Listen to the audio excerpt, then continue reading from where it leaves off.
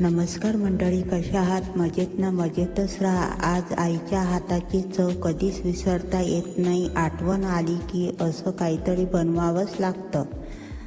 तर काय तर मी बनवणार आहे मैद्याच्या कापणे.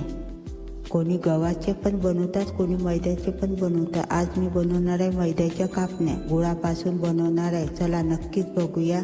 चला तर. कलर पण मस्त आलेला आहे आणि चव पण चविष्ट झालेली आहे, खुसखुशीत पण झालेली आहे. अगदी साध्या सोप्या पद्धतीने बनवलेली आहे गुळापासून. अगोदर मी मैदा गाळून घेतला आणि त्याच्यामध्ये अर्धा चमचा मीठ टाकलं. कोणताही गोड पदार्थ केला तर त्याच्यात चिमूटभर मीठ टाकायचं, म्हणजे चव अजून चांगली येते. नंतर गुळाचं पाणी, 2 वाट्या मैदा घेतला आणि अर्धी वाटी तेल चांगलं गरम करून घेतलं. थंड झाल्यानंतर मैद्यांमध्ये टाकायचं, सगळं मिक्स करायचं एकजीव.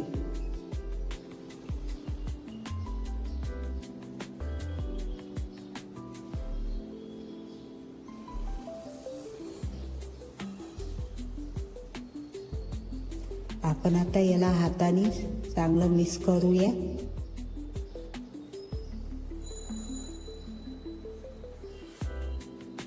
म्हणजे सर्व इकडे तेल लागते पिठाला.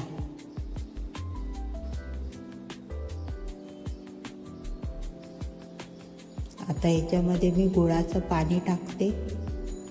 असं पीठ तयार झालं पाहिजे, तरच आपल्या कापण्या खुसखुशीत होतात. आणि 1 वाटी गुळाचं पाणी, 1 वाटी गुळ घेतला आणि 1 वाटीच पाणी टाकायचं, म्हणजे सगळं मिक्स होते त्याच्यामध्ये. आता अशा प्रकारे आपण पीठ तयार करू. थोडं थोडं टाकायचं गुळाचं पाणी, जेवढं बसेल तेवढं.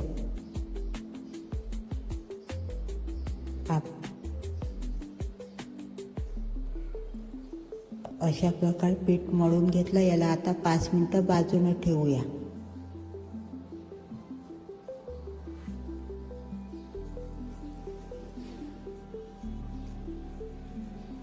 आता कढईमध्ये तेल गरम करायला ठेवलं. आता आपण कापण्या लाटूया. लहान मोठे पण लाटू शकता तुम्ही तुमच्या पद्धतीने.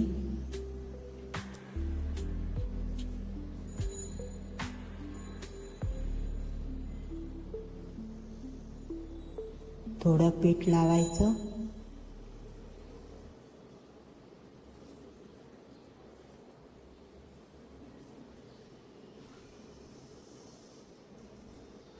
आता अशा प्रकारे मी कापून घेतलेले आहे कापणे.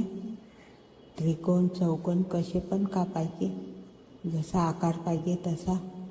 आता तेल गरम झालेलं आहे, त्याच्यामध्ये टाकते मी ह्या कापण्या. थोडं खसखस टाकलेलं आहे वरून, सांगायची विसरली मी. पिठामध्ये पण टाकलं आणि वरून लाटताना पण टाकलं खसखस. खसखसाने चव एकदम मस्त येते. अशा प्रकारे आपल्या कापण्या तयार झाल्या आहे. असा कलर येऊ द्यायचा. कलर जसा पाहिजे तसा ठेवायचा तुमच्या आवडीप्रमाणे. कशा वाटल्या माझ्या कापण्या? अगदी साध्या सोप्या पद्धतीने एकदम खुसखुशीत झालेले आहे. चला भेटूया नेक्स्ट व्हिडिओमध्ये. नक्की